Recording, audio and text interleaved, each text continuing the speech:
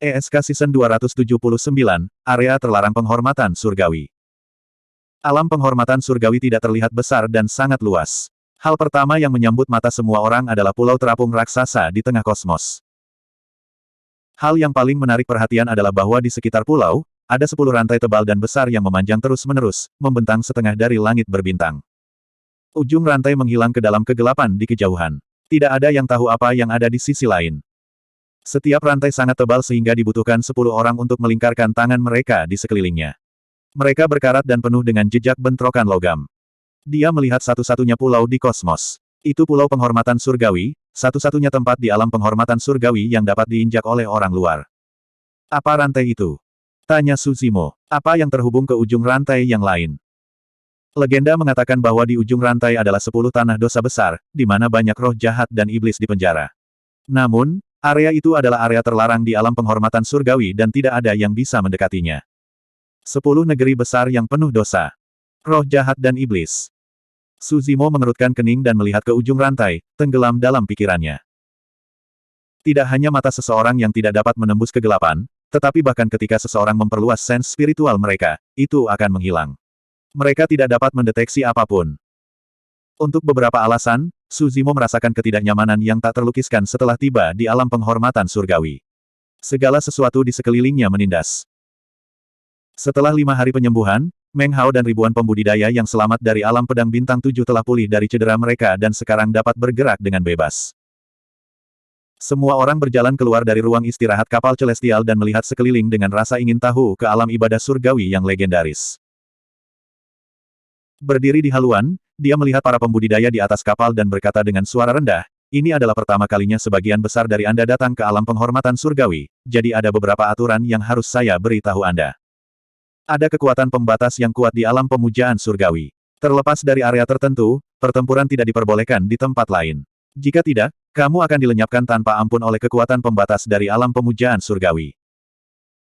Kamu mungkin tidak bisa merasakannya, tapi Raja Abadi sepertiku bahkan tidak bisa melepaskan gua surga mereka di alam penghormatan surgawi." Dikatakan bahwa dunia kaisar-kekaisaran ditekan saat memasuki alam penghormatan surgawi. Hati semua orang bergetar. Bahkan Raja Kekaisaran dibatasi di alam Sky Reference. Yulan menambahkan, "Jadi, jangan mencoba untuk beruntung. Jangan berkelahi dengan siapapun di Pulau Reference. Alam penghormatan surgawi sangat istimewa. Tidak peduli identitas atau ras Anda hanya diizinkan masuk selama 10 hari. Jika Anda tidak pergi setelah 10 hari, Anda akan dibunuh oleh alam penghormatan surgawi. Setelah saya pergi, lain kali saya ingin memasuki alam penghormatan surga, saya harus menunggu 1000 tahun." Meskipun semua orang merasa bahwa aturan ini agak aneh, mereka dapat memahaminya. Jika tidak ada aturan seperti itu, ras yang tak terhitung jumlahnya dari 3000 dunia semua akan berkumpul di sini dan menolak untuk pergi. Mungkin seluruh alam penghormatan surga tidak akan mampu menampungnya bahkan jika itu terisi. Suzimo tiba-tiba bertanya, "Area khusus yang disebutkan Brother Lu barusan, apakah itu medan perang iblis yang Anda sebutkan sebelumnya?" Dia telah menyebutkan medan perang iblis dalam perjalanannya ke alam penghormatan surgawi. Namun, sebelum dia bisa menjelaskannya secara rinci, dia menemukan masalah dunia pedang bintang 7. Lu Yun mengangguk. Itu benar. Hanya di medan perang iblis seseorang bisa bertarung sesuka hati. Pintu masuk ke medan perang ada di Celestial Reference Island. Terlepas dari Lin Sun Zhen dan yang lainnya, ini adalah pertama kalinya sebagian besar pembudidaya mendengar tentang medan perang, dan mereka semua bingung. Lu Yun menjelaskan, The Demon Battlefield sedikit seperti medan perang kuno, dan merupakan ruang khusus. Disebut medan pertempuran iblis karena ada banyak roh pendosa yang kuat yang hidup di dalamnya. Roh iblis jahat berdosa itu berasal dari 10 dosa besar. Apa yang Anda maksud dengan roh-roh berdosa? Suzimo telah mendengar istilah itu disebutkan lebih dari sekali. Iblis di dalam mengacu pada beberapa makhluk khusus dan kuat. Mereka ganas dan kejam, tanpa semua kemanusiaan, seperti hantu yaksa dan klan Shuro. Jantung Suzimo berdetak kencang. Melalui tubuh utama Wu Dao, dia mengetahui bahwa arwah Dao hantu adalah klan yaksa yang legendaris. Dao hantu dan alam dimensional adalah dua dunia yang terpisah. Ada penghalang yang tidak bisa dihancurkan di antara mereka yang hanya bisa ditembus oleh kaisar besar. Tapi sekarang, para yaksa telah muncul di alam dimensional dan disebut iblis. Klan Shuro kemungkinan adalah makhluk unik yang lahir dari Shuro Dao. Adapun Dao hantu dan klan Sura, mereka dikenal sebagai iblis di alam penghormatan surgawi. Jika dia tidak salah, klan Nether dari neraka Dao kemungkinan adalah salah satu iblis di alam penghormatan surgawi. Su Zimo merenung, apa itu roh berdosa? Dikatakan bahwa mereka adalah keturunan ras yang pernah disihir oleh iblis di era primordial dan melakukan kejahatan keji. Yulan berkata, di antara keturunan roh-roh berdosa ini, ada semua jenis ras, dan bahkan ada banyak pembudidaya manusia. Tapi ingat, mereka semua adalah roh pendosa, tidak berbeda dengan iblis. Tidak perlu menunjukkan belas kasihan ketika saatnya tiba. Lin Sunzen, Wang Tong, dan yang lainnya mengangguk. Mereka pernah ke medan perang pembunuh iblis sebelumnya, jadi mereka tidak asing dengan hal-hal seperti itu. Su Zimo mengerutkan kening dan terdiam.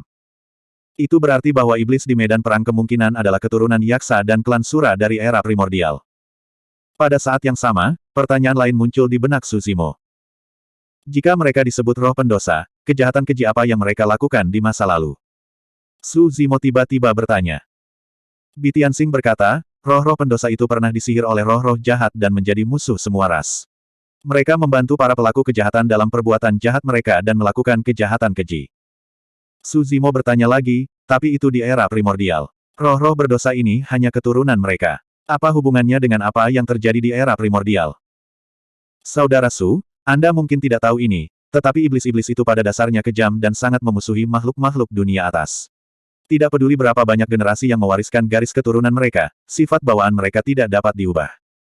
Su Zimo sangat menyadari hal ini.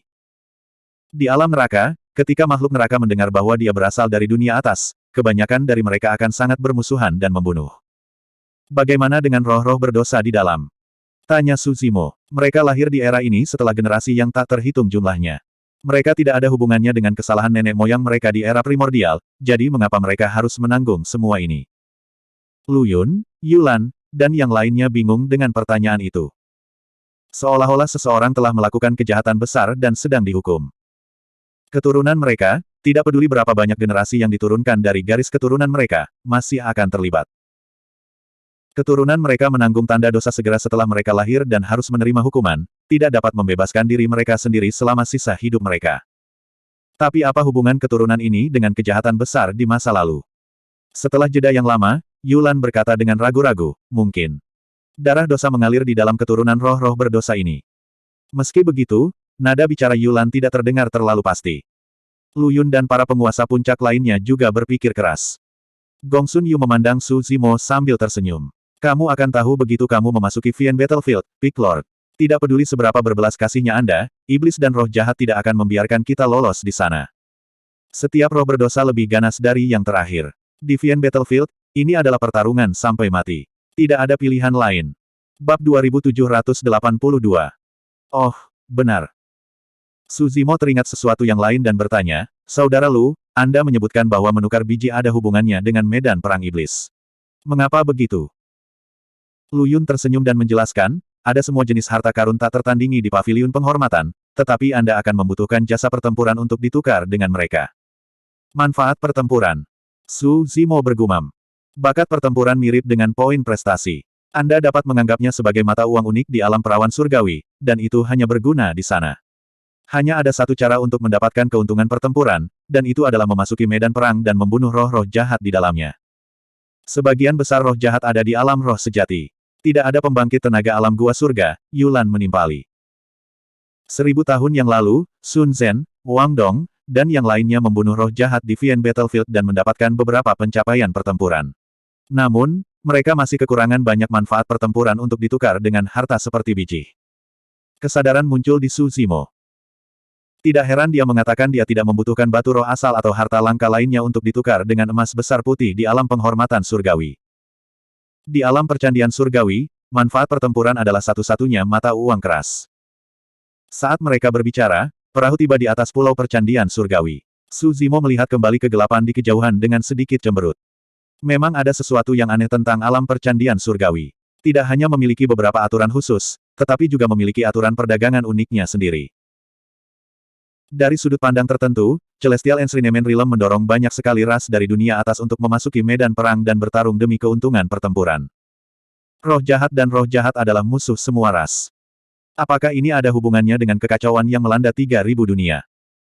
Su Zimo tidak bisa menghilangkan perasaan bahwa ada selubung misteri yang menyelubungi masalah ini, mencegahnya melihat kebenaran dengan jelas. Bahkan Lu Yun dan yang lainnya hanya samar-samar dalam pernyataan mereka.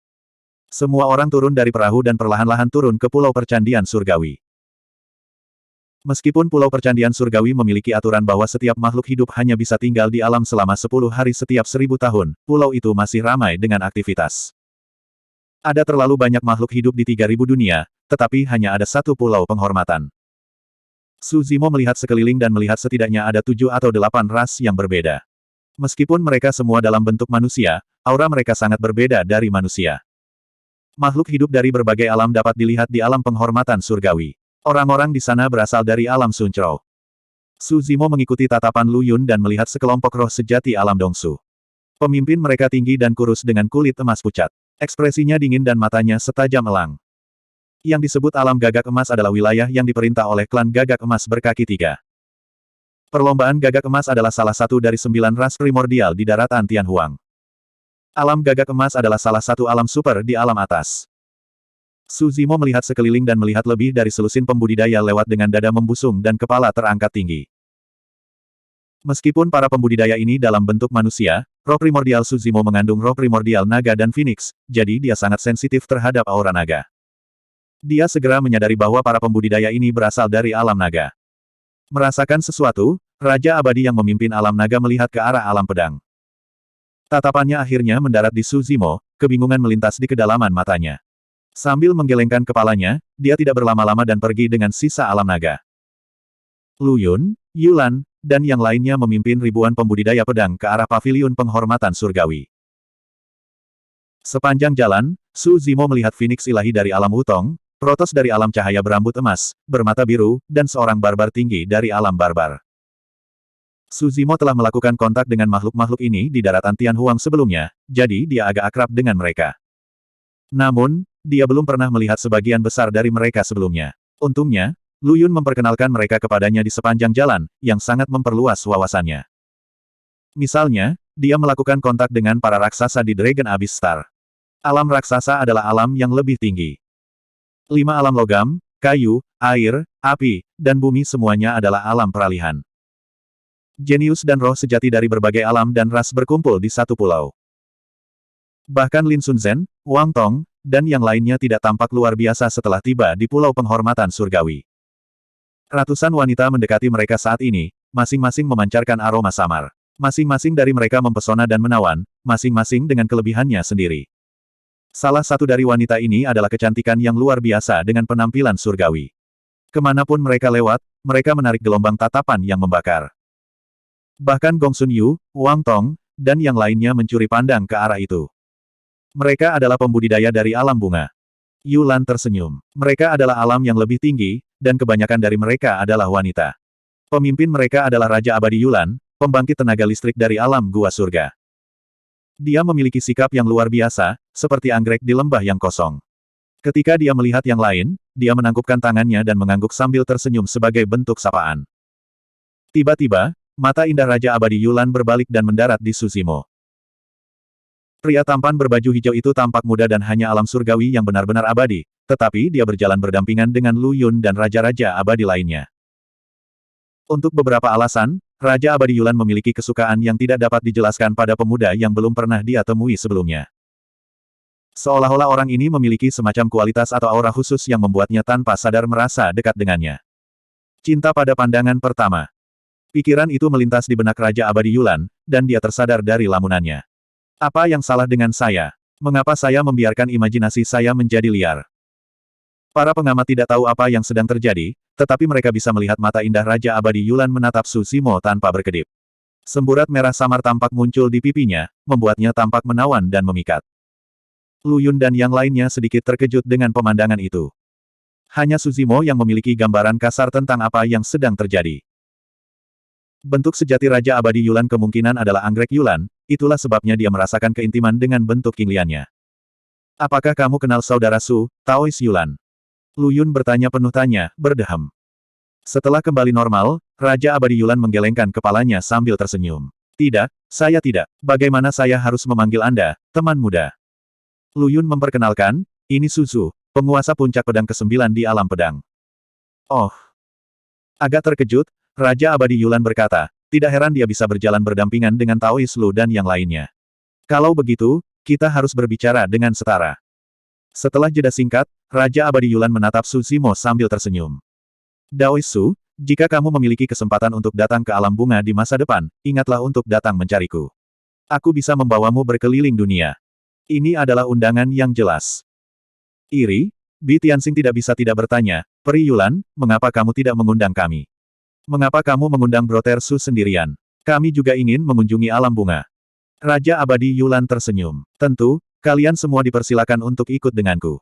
Kamu sudah tidak ada harapan. Yulan memutar matanya ke arahnya. Lu Yun menggelengkan kepalanya tanpa daya. Bagaimana kamu bisa begitu berkulit tebal untuk mendekati seseorang tanpa undangan?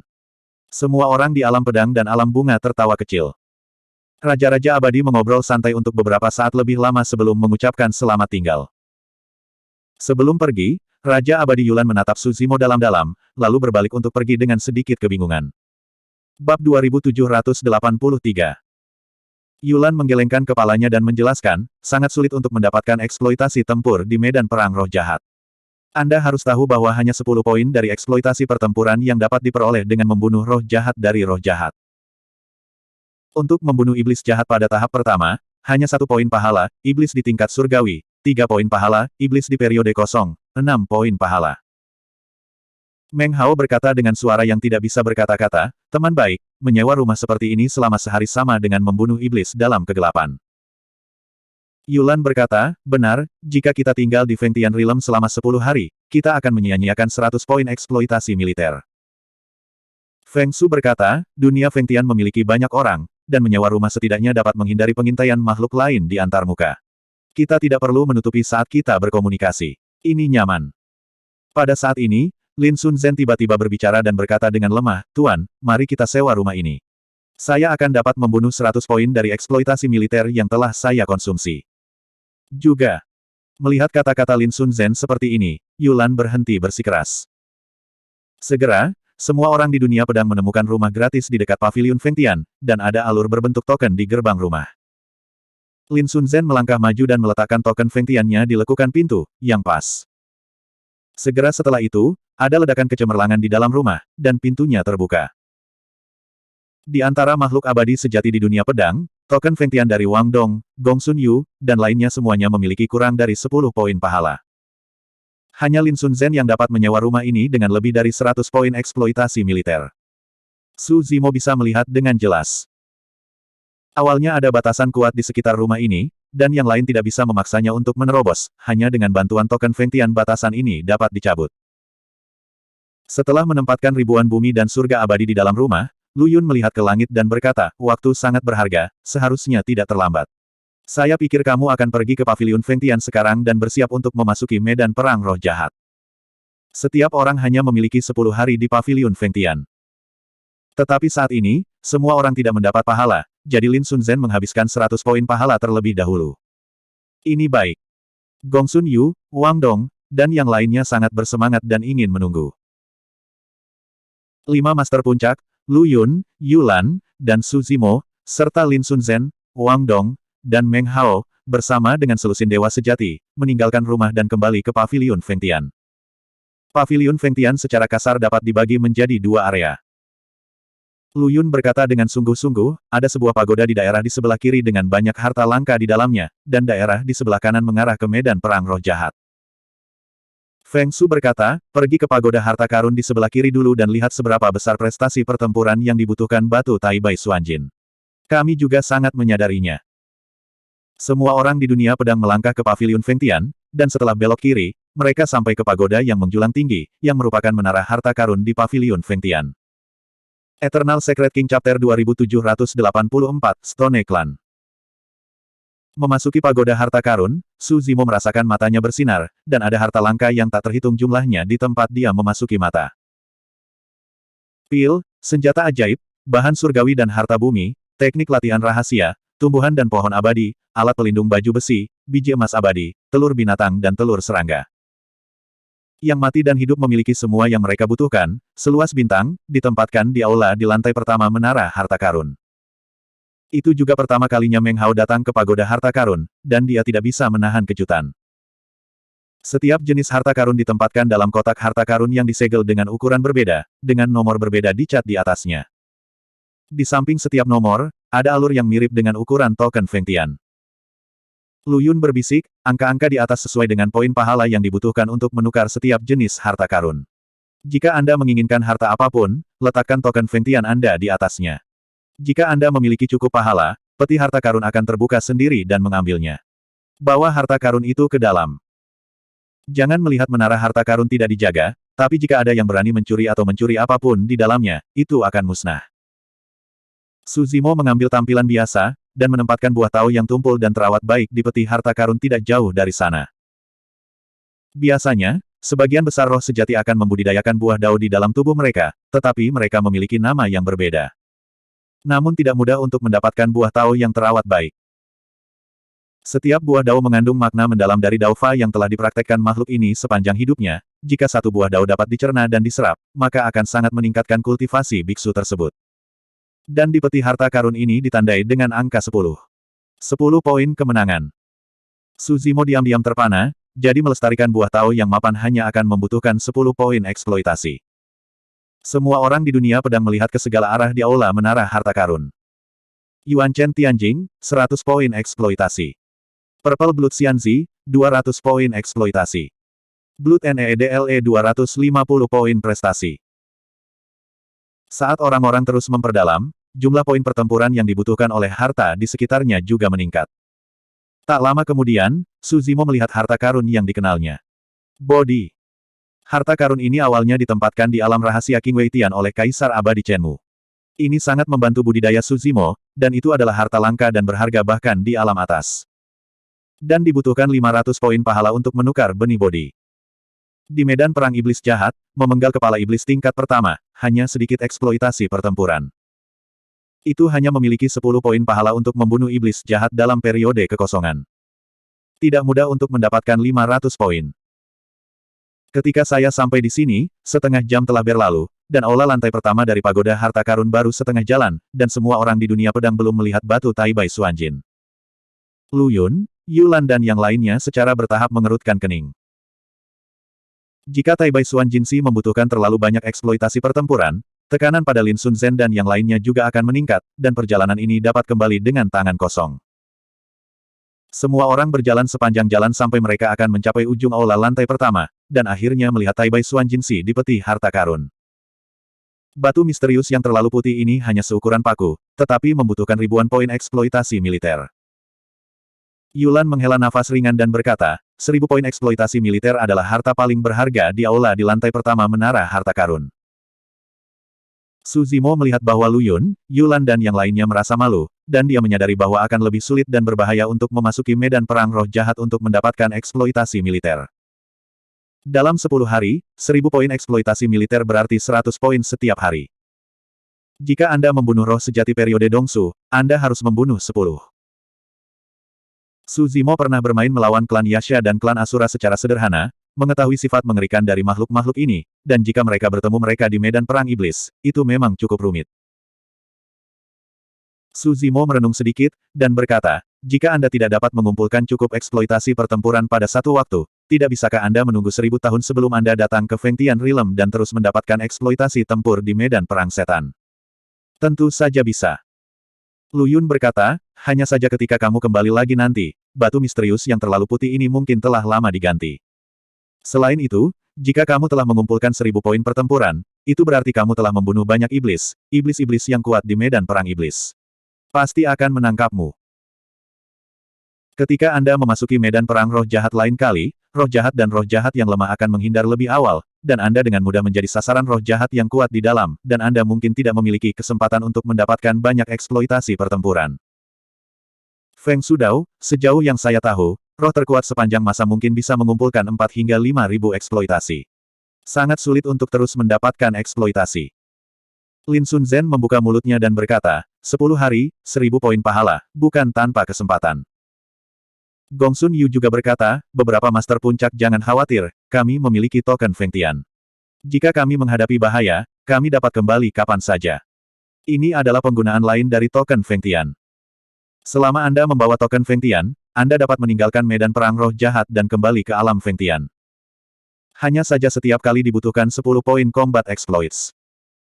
Tai Lai Sword Immortal juga berkata, benar, saya sudah datang ke sini, dan saya akan selalu berperang di medan perang roh jahat. Di dunia pedang, mereka biasanya memiliki terlalu banyak keberatan untuk dipelajari dari satu sama lain. Sekarang setelah Anda datang ke Fengtian Realm, Anda tidak harus menjaga tangan Anda tetap di hadapan roh jahat, Anda dapat membunuh dengan sepenuh hati, dan semua orang secara alami tidak ingin kembali tanpa hasil. Lu Yun, Yulan dan yang lainnya saling memandang, dan kemudian mengangguk sedikit setelah ragu-ragu. Bi Tianxing berkata, medan perang roh jahat bukanlah tempat yang baik. Roh jahat di dalamnya ganas, dan kekuatan tempur mereka kuat, yang tidak boleh diremehkan. Di antara roh jahat dan roh jahat di dalam, bahkan ada pelaku kejahatan yang memahami kekuatan supernatural tertinggi. Jika Anda bertemu mereka, jangan bertarung dengan mereka. Segera kembali. Bisakah roh jahat dan orang berdosa memahami kekuatan supernatural tertinggi? Meng Hao terkejut. Tentu saja. Lu Yun berkata, beberapa roh jahat dan roh jahat yang paling kuat di dalamnya sama sekali tidak lebih lemah dari roh jahat arogan dari semua lapisan masyarakat dan 10.000 ras. Jika tidak demikian, roh jahat dan roh jahat di dalam akan terbunuh. Selama berabad-abad, ada banyak Tianjiao dari 3.000 dunia terlipat di dalam dan menjadi makanan bagi iblis. Secara nominal, Anda masuk untuk membunuh iblis dan mendapatkan eksploitasi pertempuran, tetapi iblis dan roh dosa di dalam juga ingin membunuh Anda dan mendapatkan sumber daya kultivasi Anda. Yulan menambahkan, selain itu, di medan perang roh jahat, selain menjaga dari roh jahat dan roh jahat, kita juga harus menjaga dari roh sejati di antar muka lain. Di medan perang iblis, tidak ada batasan sama sekali. Sering ada pertempuran di antara roh sejati dari 10.000 ras. Kamu harus berhati-hati.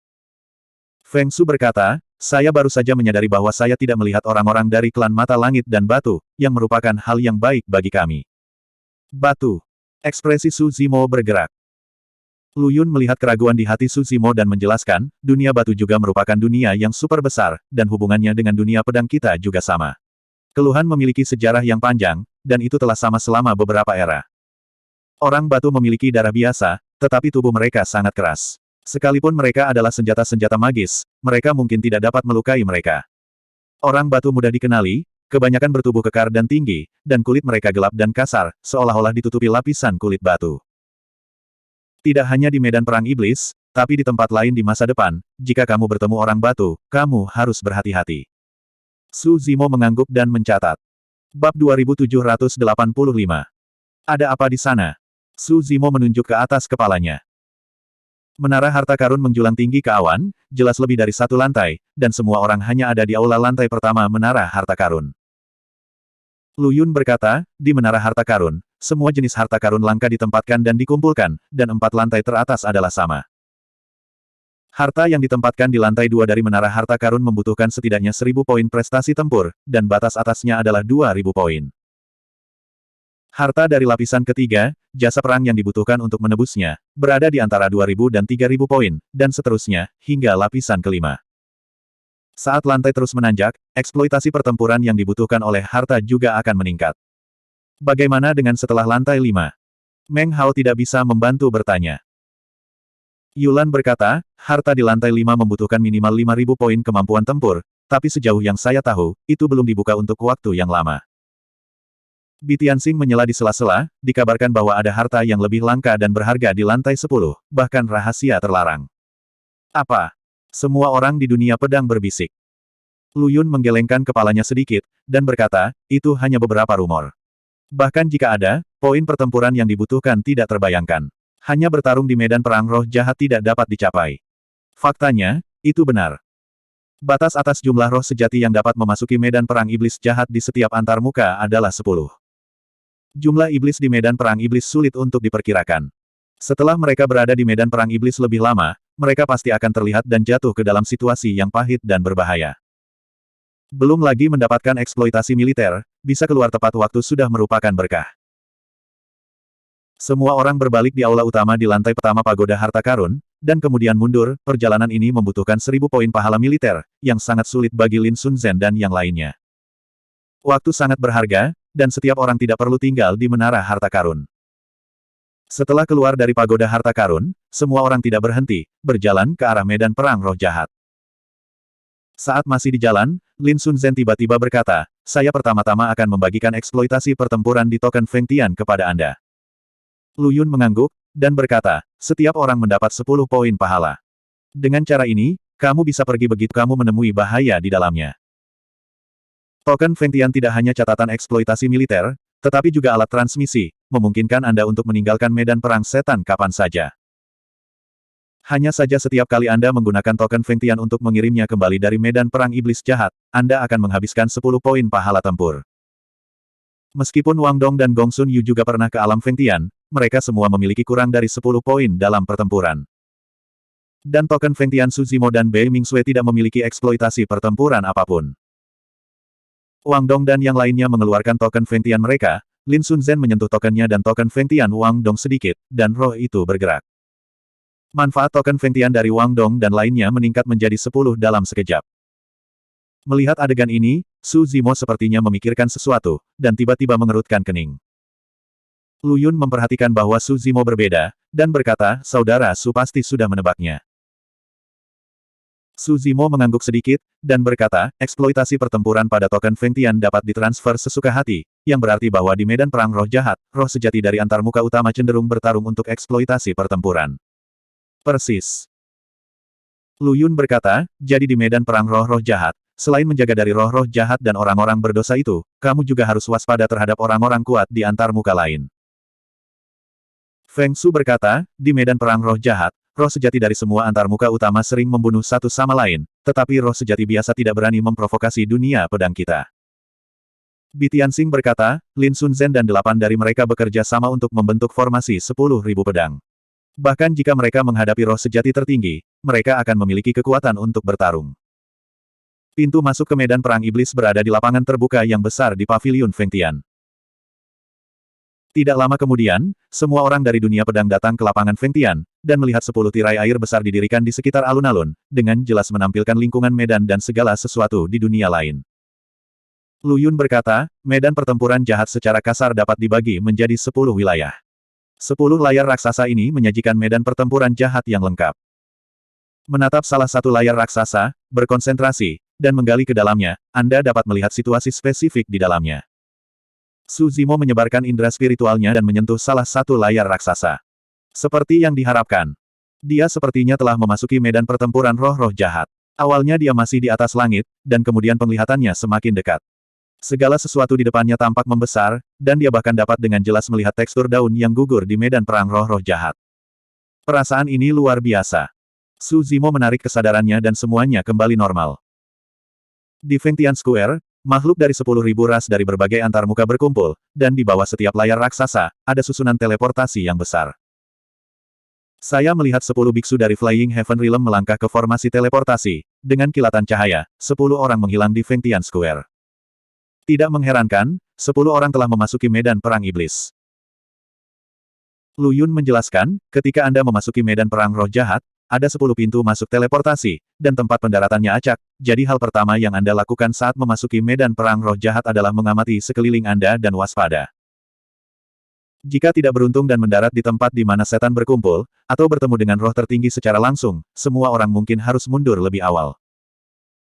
Su Zimo mengalihkan pandangannya dan melihat bahwa di tengah-tengah lapangan Feng Tian, sebuah monumen batu giok didirikan dengan nama-nama para biksu yang terdaftar di atasnya.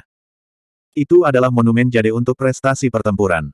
Totalnya ada 100 sesuai dengan jumlah pencapaian dari roh-roh sejati. Hampir semua yang dapat disebutkan namanya adalah roh sejati tertinggi. Lu Yun berkata, tidaklah berlebihan untuk mengatakan bahwa 100 orang ini hampir merupakan roh sejati terkuat di 3.000 alam. Di surga, ada pepatah tentang dewa sejati tertinggi dan iblis sejati tertinggi. Tetapi di alam atas, hanya dengan memahami kekuatan supernatural tertinggi Anda dapat memenuhi syarat untuk disebut roh sejati tertinggi.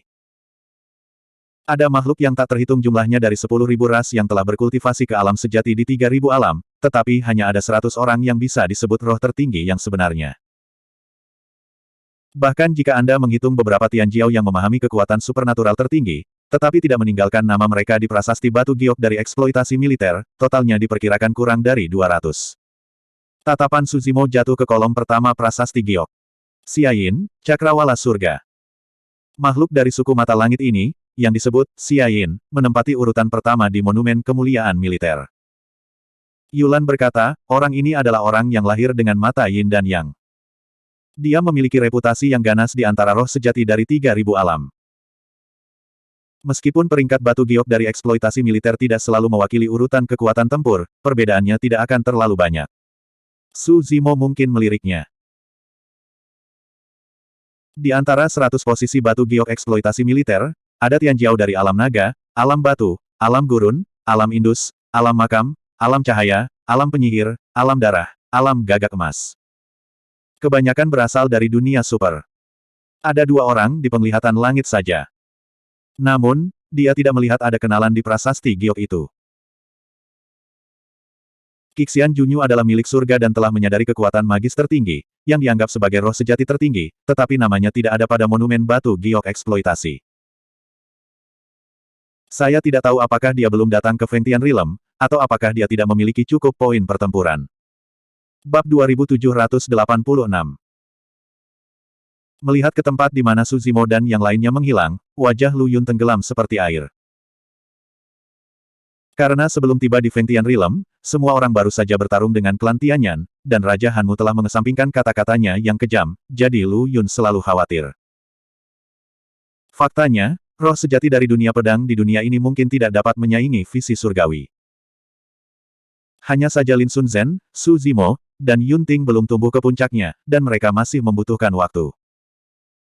Selama mereka bertiga tumbuh dewasa, mereka benar-benar memenuhi syarat untuk dinamai di Monumen Giok.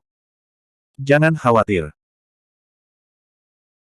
Yulan melihat kekhawatiran di hati Lu Yun, dan berkata dengan lega, meskipun saudara Su dan Bei Mingsui tidak cukup kuat, ada 8 orang dari Lin Sun Zhen dan Wang Dong. Tidak ada kekurangan.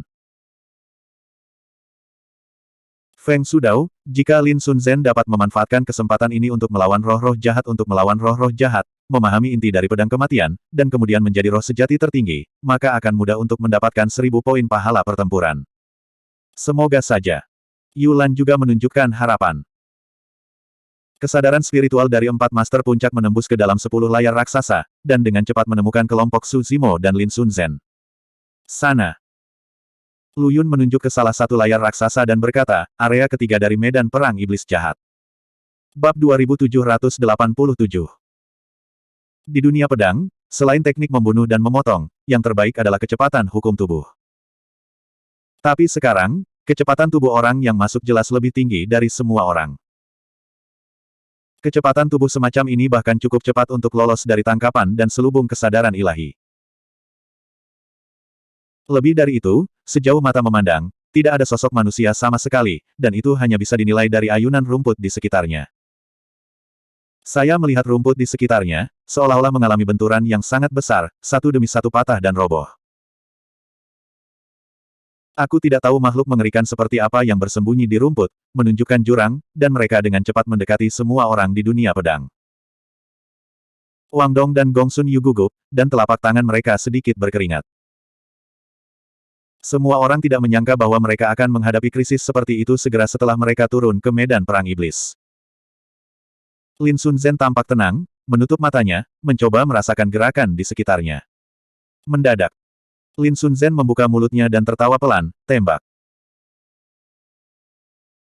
Dengan dia sebagai kepala, Wang Dong, Gong Sun Yu dan lainnya bergegas mengeluarkan pedang mereka, mendesak Dao Guo, dan formasi 10.000 pedang langsung diaktifkan, meledakkan aura pedang yang menakutkan ke segala arah. 8 orang telah saling kenal selama bertahun-tahun dan bekerja sama dalam pengertian diam-diam. Meskipun mereka belum melihat lawannya, ketika mereka mendengar suara Lin Sun Zhen, semua orang memilih untuk mempercayai penilaiannya dan mengaktifkan arai 10.000 pedang pada saat pertama. Cici. Arai 10.000 pedang berputar seperti wind spiral besar, memotong rumput panjang yang lebat di sekitarnya, dan area kosong yang besar muncul. Jingle bells. Di rumput, terdengar suara pertarungan Jin Ge. Tapi rerumputan hancur, dan pihak lain tahu mereka tidak bisa menyembunyikan jejak mereka, jadi mereka naik ke udara, akhirnya menampakkan tubuh asli mereka. Melihat pihak lain, murid Wang Dong, Gong Sun Yu dan yang lainnya sedikit menyusut. Tapi mata Su Zimo dan Bei Mingsui dipenuhi dengan kejutan. Sebagian besar makhluk ini bertubuh tinggi, jelek, dengan wajah biru, taring, dan kulit gelap, mereka berdiri di udara satu per satu, dengan 2 pasang sayap daging besar tumbuh di punggung mereka. Ujung sayap yang berdaging, jari tangan dan kaki makhluk ini memiliki kuku yang tajam, berkilauan dengan cahaya dingin yang redup, dan masing-masing tangan memegang busur parang yang besar, seperti hantu di neraka. Ada beberapa makhluk yang tidak jauh berbeda dengan ras manusia secara penampilan, meski memiliki dua pasang sayap daging di belakangnya, mereka ramping dan indah, dan mereka cukup bergerak. Suku Raksa. Melihat pihak lain, Su Zimo langsung mengenali asal-muasal makhluk tersebut. Suku Raksa, salah satu dari 9 suku sengit di benua Tianhuang. Laki-laki dari suku Raksa jelek dan menakutkan, dengan tubuh hitam dan rambut merah, wajah dan taring biru, dan menakutkan. Namun, wanita terlahir langsing dan cantik, tidak jauh berbeda dengan ras manusia. Tentu saja, kelompok Raksa di depan mereka sedikit berbeda dari yang ada di benua Tianhuang. Suku Raksa di Heavenly Desolate Continent hanya memiliki sepasang sayap berdaging, dan makhluk di depan mereka semua memiliki dua pasang sayap, dan mereka terlihat lebih kuat. Eternal Secret King Chapter 2788, Flow. Tidak heran kecepatan tubuh lawan begitu cepat, bahkan di benua Tianhuang, hanya ada sepasang klan Raksa bersayap daging, di antara 10.000 ras, kecepatan tubuh adalah salah satu yang terbaik. Ada lebih dari 100 orang dalam kelompok Raksa ini, yang semuanya memiliki tingkat jiwa sejati. Di antara mereka, ada lebih dari 80 roh sejati tingkat virtual lubang, dan sedikit yang tersisa adalah roh sejati dari tingkat bersatu, surgawi, dan Kongming. Sedikit rumit. Pedang peri Tai Lai tampak serius, kata transmisi suara. Gongsun Yu berbisik, kalau hanya kelompok hantu raksasa ini, bukan tidak mungkin untuk melawan. Hanya saja hantu raksasa terlalu cepat. Mudah melukai mereka, tapi sulit untuk membunuh mereka. Adegan di depannya jauh lebih sulit daripada situasi ketika dia menghadapi ratusan makhluk surgawi sejati di antarmuka pedang bintang 7. Pada saat itu, meskipun ada ratusan roh sejati di klan Mata Langit, tidak banyak roh sejati di tahap berongga. Dan saat ini, di antara lebih dari 100 suku raksa, ada lebih dari 80 roh sejati zaman Dongsu. Yang paling penting adalah bahwa klan raksa adalah yang terbaik dalam kecepatan tubuh, datang dan pergi tanpa jejak, ribuan mil dalam sekejap. Seperti yang dikatakan Gongsun Yu, bahkan jika mereka dapat menyebabkan beberapa hantu raksa dengan bantuan arai 10.000 pedang, mereka dapat melarikan diri dari medan perang selama mereka saling memberi sedikit ruang untuk bernafas. Tidak mungkin bagi semua orang untuk memburu suku raksa yang terluka. Begitu seseorang menembak dan membunuh raksasa yang terluka parah, formasi pedang mereka akan menyebar dan jatuh ke pertempuran mereka sendiri, tetapi akan jatuh tertiup angin. Faktanya, di medan perang roh jahat, roh asli dari 3.000 alam adalah suku raksa yang paling tidak bersedia untuk ditemui. Bahkan jika mereka bertemu dengan suku raksa, sebagian besar roh sejati akan memilih untuk menghindari pertempuran. Karena mereka sering bertengkar dengan arwah asli suku raksa, kalaupun bisa menang, mereka mungkin tidak memiliki kesempatan untuk membunuh mereka, namun akan menghabiskan energinya dengan sia-sia. Belum lagi, ada lebih dari 100 raksa yang ditemui saat ini. Hantu raksa. Su Zimo mendengar alamat Gongsun Yu kepada suku raksa, dan hatinya tergerak, seolah memikirkan sesuatu, sambil berpikir. Sebagian besar dari 9 balapan sengit di benua Tianhuang mendominasi satu sisi di alam atas, dan bahkan beberapa antarmuka di mana mereka berada masih berada di alam super. Seperti Protoss of the Bright World, The Sky Eyes of the Sky Vision, Barbarians of the Barbarian World, The Three-Legged Golden Crow dari Golden Crow World. Ras ini entah kuat dalam darah, kuat dalam daging, atau memiliki semacam bakat yang menakutkan. Tetapi Su Zimo tidak menyangka bahwa klan raksa akan muncul di medan perang roh jahat. Artinya suku raksa termasuk dalam kategori setan di alam atas. Pertahankan formasi pedang dan mundur menuju hutan. Pada saat ini, suara Lin Sun Zhen terdengar di benak semua orang. Lin Sun Zhen membuat keputusan yang menentukan dan bergegas menuju hutan lebat, diikuti oleh Wang Dong, Gongsun Yu dan lainnya. Formasi 8 orang, seolah-olah diringkas menjadi pedang peri, menuju ke hutan lebat. Lin Sun Zhen juga menyadari bahwa tidak ada manfaatnya berperang melawan suku raksa ini, dan keuntungannya lebih besar daripada kerugiannya. Setelah semua orang bertarung, mereka mungkin tidak bisa mendapatkan beberapa poin, tetapi akan menyebabkan konsumsi besar untuk diri mereka sendiri. Namun, 10 anggota dunia pedang ingin pergi, tetapi 100 raksa aneh di sekitar tidak setuju. Membunuh. Ditemani oleh lolongan tajam, lebih dari 100 roh nyata dari suku raksa mengipasi sayap berdaging besar di belakang mereka, memegang pisau ganda, dan seluruh tubuh mereka berubah menjadi cahaya hitam, dan mereka bergegas menuju Susimo. Cici-cici. Formasi pedang berputar, mengeluarkan aura pedang yang tak terhitung jumlahnya, melonjak di udara, seolah-olah menenun menjadi jaring pedang kedap udara. Lebih dari 100 suku raksa terbang di sekitar jaring pedang, memegang pisau ganda, bertabrakan dengan jaring pedang, percikan-percikan di mana-mana. Tubuh raksa terlalu cepat.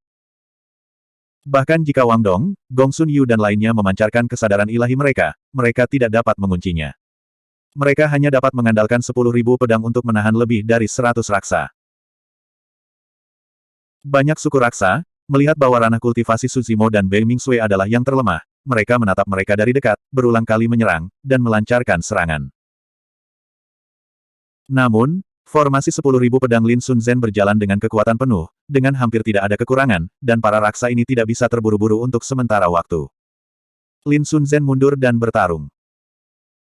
Meskipun mereka tidak dapat membunuh suku raksa, kelompok suku raksa ini tidak dapat menembus pertahanan arai 10.000 pedang.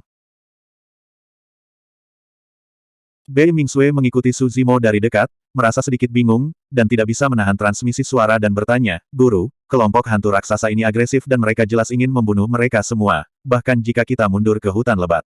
Apa gunanya?" Susimo berkata, "Hutan lebat itu gelap dan dalam, dengan pohon-pohon kuno berdiri tinggi dan menjulang tinggi ke awan, yang akan mempengaruhi dan membatasi kemampuan tubuh suku raksa." Bei Mingsui sedikit diingatkan oleh Susimo, dan langsung mengerti. Gaya tubuh klan raksa dapat mengerahkan kekuatan terbesarnya hanya di ruang yang luas dan terbuka. Di hutan lebat, ada banyak pohon kuno yang menjulang tinggi, meskipun mereka tidak bisa menahan sayap daging tajam raksa, mereka pasti akan memberikan dampak tertentu pada keterampilan tubuh mereka.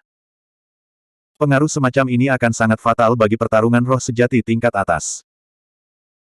Setelah kedua belah pihak bertarung sebentar, 8 orang Lin Sun Zhen mengandalkan 10.000 pedang, dan mereka sama sekali tidak terluka. Susimo dan Bei Mingsui berada di tengah formasi pedang dan tidak terluka juga. Sebaliknya, di antara lebih dari 100 suku raksa, beberapa roh sejati suku raksa di alam bawah terluka oleh pedang peri Lin Sun Zhen. Meskipun dia tidak melukai hidupnya dan melarikan diri dari medan perang tepat waktu, itu juga membuat banyak suku raksa marah, dan niat membunuh di mata mereka menjadi lebih intens. Melihat 10 anggota dunia pedang akan memasuki hutan lebat, pada saat ini, salah satu wanita dari kelompok etnis raksa, yang berada di level Void, tiba-tiba berteriak. Set! Sebuah lingkaran cahaya yang terlihat dengan mata telanjang tiba-tiba meledak dari tengah alis gadis raksa ini, menutupi 10 orang Lin Sun Zhen. Kekuatan supernatural yang tiada taraf, waktu berhenti. Wang Dong, Gong Sun Yu dan lainnya terlihat tenang dan tidak peduli. Itu hanya kekuatan magis yang tiada taraf, yang tidak dapat mempengaruhi formasi 10.000 pedang sama sekali. Hanya Susimo sedikit mengernyit, merasakan sedikit ketidaknormalan. Kekuatan sihir ini memang masih ada waktu, namun kekuatan magis yang dipahami wanita suku raksa ini sudah menyentuh kekuatan kurungan ruang dan waktu. Dan waktu dan ruang di penjara, milik kekuatan magis tertinggi. Hati-hati. Pada saat ini, Lin Sun Zhen juga memperhatikan kelainan tersebut dan segera mengingatkannya. Formasi 10.000 pedang pada awalnya berfungsi normal, tetapi setelah wanita klan raksa melepaskan keheningan waktu, formasi 10.000 pedang tiba-tiba berhenti. Stagnasi semacam ini memiliki sedikit efek pada Lin Sun Zhen, Wang Dong dan lainnya, tetapi telah mengungkapkan sedikit kelemahan dalam formasi besar Wanjian. Hah! Semua orang hanya merasa ada sesosok hantu yang lewat. Wang Dong, Gong Sun Yu dan yang lainnya secara tidak sadar mengayunkan pedang mereka untuk melawan, tetapi pedang peri semuanya gagal. Wang Dong, Gong Sun Yu dan yang lainnya sepertinya telah memikirkan sesuatu, dan ekspresi mereka tiba-tiba berubah. Cacat ini bukanlah ancaman besar bagi mereka.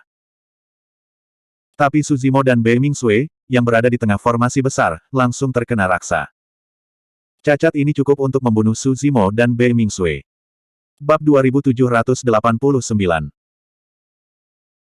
Di antara ratusan roh sejati raksasa yang aneh, wanita raksasa adalah yang terkuat dan juga pemimpin mereka yang mengendalikan seluruh situasi.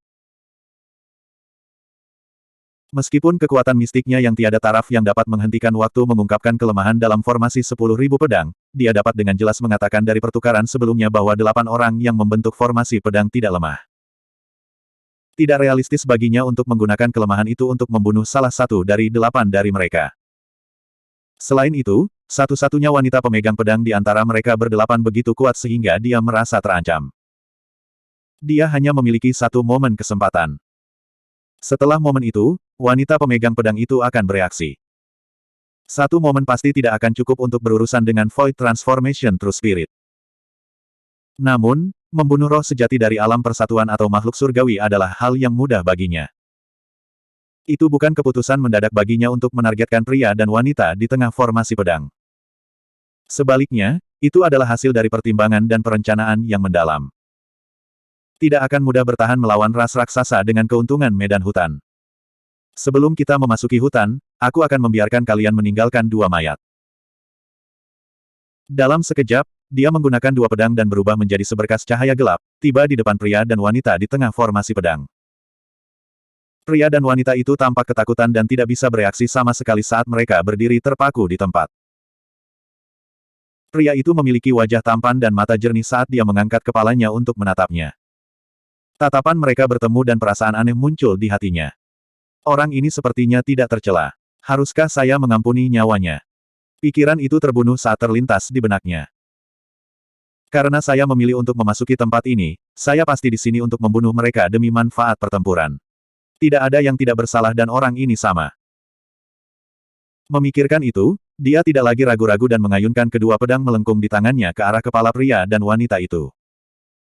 Hanya satu gerakan sudah cukup untuk memotong kepala mereka menjadi 2. Bahkan buah dao mereka tidak dapat memblokir pedangnya. Tiba-tiba, pria berjubah hijau mengangkat tangannya. Gerakan pria berjubah hijau itu tidak besar dan dia tidak mengudara. Dia hanya mengulurkan jari-jarinya dan mengetuk 2 bilahnya yang melengkung. Dia tidak mengambil hati ketika dia melihat pria berjubah hijau itu mengulurkan jarinya. Bahkan jika pria berjubah hijau memanggil harta rohnya, dia tidak akan mampu bertahan melawan ketajaman pedangnya yang melengkung, apalagi 1 jari pun. Perbedaan dalam bidang kultivasi dan kekuatan mereka terlalu besar. Namun, begitu jari pria itu bersentuhan dengan pedang, sosoknya bergetar dan ekspresinya sangat berubah. Matanya dipenuhi rasa tidak percaya. Jari seperti batu giok itu seperti pilar batu yang menembus langit. Itu sangat bertabrakan dengan bilahnya yang melengkung dan meledak dengan kekuatan ilahi yang mengejutkan. Pada saat itu, dia hampir tidak bisa memegang parang di tangannya. Jaring di antara ibu jari dan telunjuknya langsung robek, dan darah menyembur keluar. Dia terkejut. Tepat pada saat ini, seberkas cahaya pedang yang membara dan dingin muncul di depan matanya, dan itu langsung tiba di hadapannya dengan niat membunuh yang mengerikan. Itu adalah wanita yang memegang pedang. Biasanya, pedang ini tidak akan mampu melukainya sama sekali. Namun, momentum pedangnya diblokir oleh jari pria berjubah hijau itu, dan sosoknya berhenti. Yang paling penting, adegan barusan berdampak besar pada jiwanya. Reaksinya juga sedikit lebih lambat. Dia tiba-tiba berbalik ke samping dan mengepakkan sayapnya dengan sekuat tenaga, mencoba melarikan diri dari cahaya pedang. Sayangnya, dia masih selangkah terlambat. Poci. Salah satu lengannya, bersama dengan 2 sayap di satu sisi, dipotong oleh pedang. Darah menyembur keluar seperti air mancur dan menyembur ke udara. Meskipun dia terluka parah, dia mengandalkan kekuatan dewa bawaan ras raksasa dan menyulap sepasang sayap berwarna darah dengan garis keturunannya untuk menjaga keseimbangannya. Berubah menjadi seberkas darah, dia melarikan diri dari medan perang. Sayang sekali. Wang Dong, Gong Sun Yu dan yang lainnya meratap secara internal ketika mereka melihat itu. Teknik pergerakan ras raksasa terlalu cepat. Bahkan jika mereka terluka parah, mereka mungkin tidak memiliki kesempatan untuk membunuh pihak lain. Tentu saja, mengingat kekuatan tempur Lin Sun Zhen, ada kemungkinan besar dia bisa membunuh pihak lain jika dia melanjutkan pengejarannya. Namun, begitu Lin Sun Zhen pergi, formasi 10.000 pedang tidak akan bisa terbentuk. Dengan demikian, Wang Dong dan Gong Sun Yu tidak berada dalam bahaya karena mereka lebih dari mampu untuk melindungi diri mereka sendiri. Namun, itu sama saja dengan mengekspos Su Zimo dan Kitsune dalam bahaya. Pertukaran antara Su Zimo dan wanita raksasa terjadi dalam sekejap mata. Terlebih lagi, Gerakan Su Zimo sangat halus dan halus sehingga Wang Dong, Gong Sun Yu dan yang lainnya tidak menyadarinya. Mereka semua mengira Lin Sun Zhen telah turun tangan tepat waktu untuk menyelamatkan Su Zimo dan Kitsune. Lin Sun Zhen adalah satu-satunya yang sedikit mengernyit, merasa ada sesuatu yang salah. Dalam keadaan normal, pedangnya seharusnya tidak bisa mengenai wanita raksasa itu. Namun, tubuh wanita raksasa membeku secara aneh setelah dia menyerang, menyebabkan dia terluka parah oleh pedangnya. Karena pertempuran masih berlangsung, Lin Sun Zhen tidak berpikir terlalu banyak dan melindungi semua orang saat mereka masuk ke dalam hutan. Ketika raksasa melihat bahwa pemimpin mereka terluka parah, mata mereka merah dan mereka tidak berniat membiarkan Lin Sun Zhen dan yang lainnya pergi, mereka bertekad untuk menyerbu ke dalam hutan dan melanjutkan pengejaran mereka. Berhentilah mengejar. Saat ini, komandan wanita dari suku raksasa tiba-tiba berteriak. Ketika 100 raksasa aneh mendengar itu, mereka tidak berani untuk tidak patuh. Mereka berlama-lama di luar hutan untuk beberapa saat sebelum kembali ke sisi pemimpin perempuan. Komandan. Seorang raksasa berkata dengan penuh kebencian, apakah kita akan melepaskan mereka dengan begitu mudah? Selama kita terus mengejar mereka dan perlahan-lahan menguras tenaga mereka, mereka tidak akan bisa bertahan lama. Formasi pedang dari kelompok pembudidaya pedang ini memang sedikit merepotkan, tetapi pria dan wanita dalam formasi pedang adalah kelemahan mereka.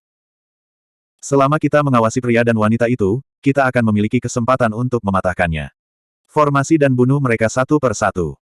Betul. Di antara kelompok pembudidaya pedang ini, hanya wanita itu yang sedikit merepotkan. Sisanya tidak perlu ditakuti. Petik 2. Sekelompok anggota suku raksasa berbicara satu demi satu, tetapi pemimpin perempuan dari suku raksasa tetap diam. Kelemahan. Setelah beberapa lama, dia mencibir dan menyerahkan kedua pedang di tangannya kepada semua orang. Ketika para raksa melihat lebih dekat, ekspresi mereka berubah.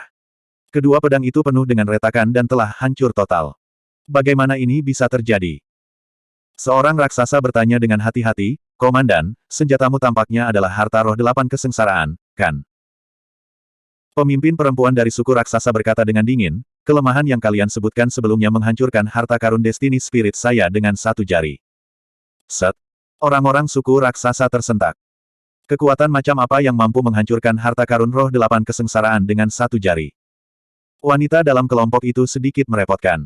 Namun, pria berjubah hijau dalam formasi pedang adalah ahli tersembunyi yang sebenarnya. Pemimpin raksasa berkata dengan dingin, apakah kalian mengirim dirimu sendiri ke kematianmu dengan melanjutkan pengejaran? Seorang raksasa bertanya dengan lembut, Komandan, karena pria berjubah hijau itu sangat kuat, haruskah kami memberitahu Komandan untuk menyingkirkannya secara pribadi? Pemimpin perempuan dari ras raksasa terdiam sesaat sebelum menggelengkan kepalanya. Tidak perlu untuk saat ini. Namun, kembali dan beritahu klan kami untuk menghindari kelompok pembudidaya pedang ini untuk saat ini. Jangan melawan mereka dan amati situasinya. Dipahami. Suku raksasa bubar satu demi satu, berubah menjadi garis-garis gelap cahaya yang menghilang ke cakrawala. Pemimpin perempuan dari ras raksasa menatap ke arah hutan dengan tatapan bingung di matanya. Berbicara secara logis, mengingat kemampuan pria berjubah hijau itu, dia seharusnya bisa membunuhnya. Namun, mengapa dia mengampuni nyawanya dan membiarkannya pergi? Bab 2790. Semua orang dari dunia pedang hanya menghela nafas lega ketika mereka melihat bahwa tidak ada raksasa yang mengejar mereka.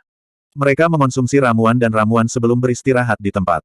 Memang, Gong Sun Yu terkekeh pelan. Raksasa berhati-hati di hutan dan teknik gerakan mereka dibatasi.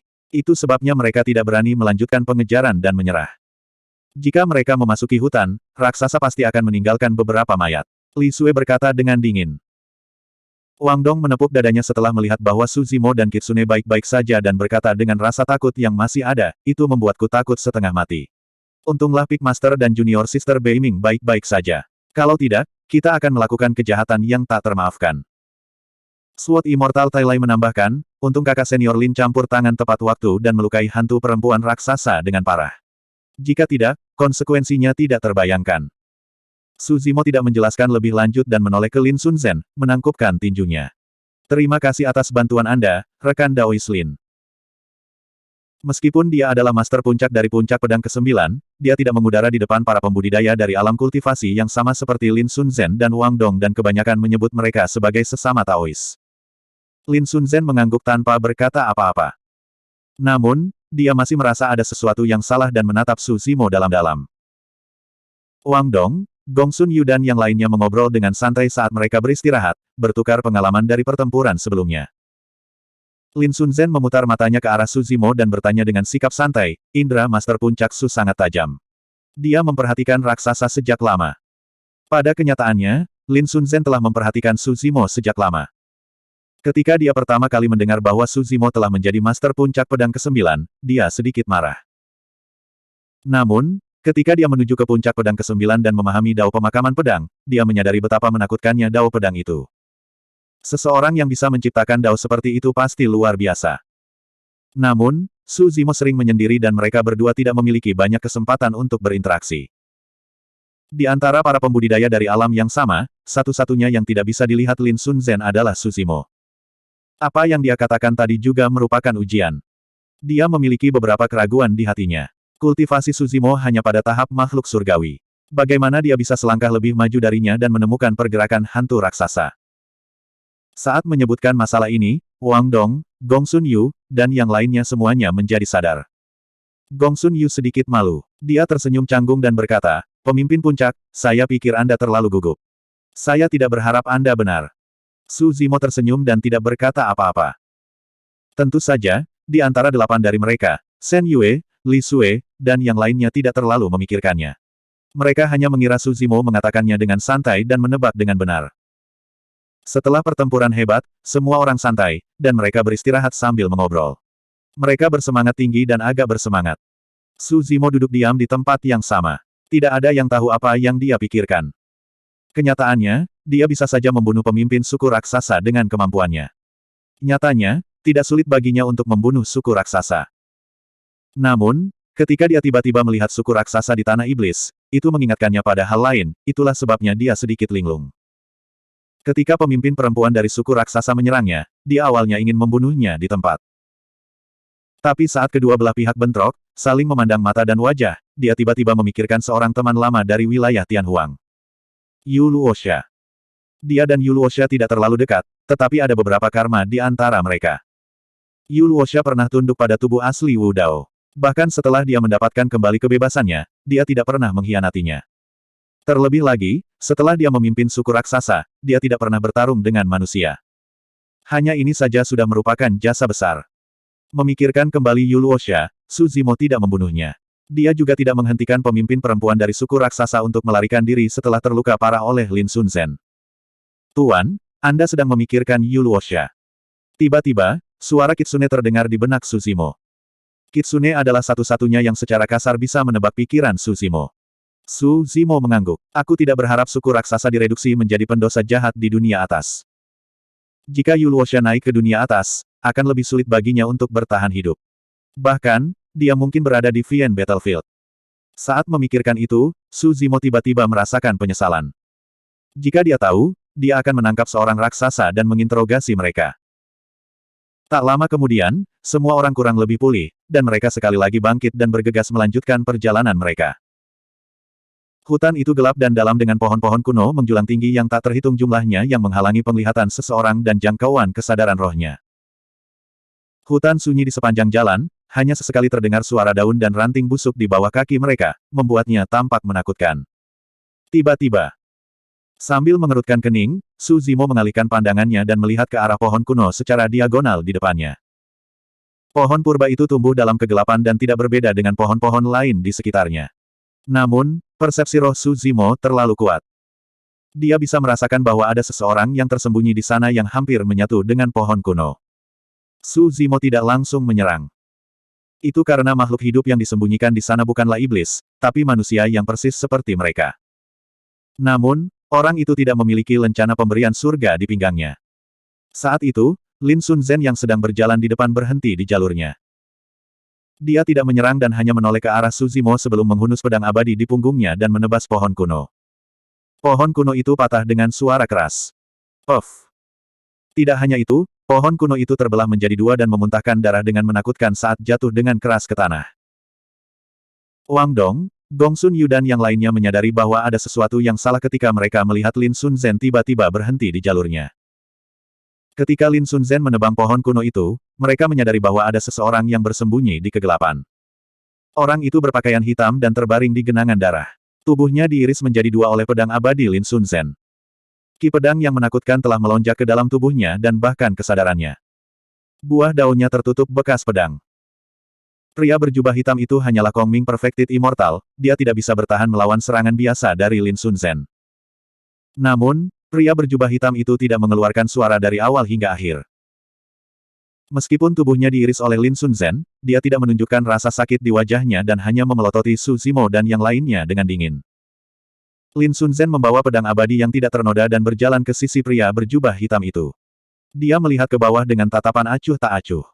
Kalian semua akan mati di sini. Pria berjubah hitam itu tiba-tiba berbicara. Sebelum dia selesai berbicara, bola cahaya yang menyilaukan tiba-tiba meledak dari glabella pria berjubah hitam itu, memancarkan fluktuasi energi yang berdebar-debar. Bahkan jantung Su Zimo berdetak kencang. Pria berjubah hitam itu sangat bertekad sehingga dia ingin meledakkan buah daunnya dan menggunakan kekuatan menakutkan yang berasal dari buah dao untuk menyeret Lin Sun Zen bersamanya. Orang harus tahu bahwa pada puncak tahap transformasi Void, setelah buah dao meledak, adalah mungkin untuk menembus kehampaan dan menciptakan surga gua. Meskipun itu hanya buah Kong Ming Dao, setelah meledak, itu akan menghasilkan kekuatan yang sangat mengerikan. Berdengung. Pedang abadi di tangan Lin Sun Zen sedikit bergetar. Sinar cahaya pedang memasuki glabella pria berjubah hitam itu dan langsung menembus roh esensinya. Pria berpakaian hitam itu mati, dan cahaya di antara alisnya juga meredup.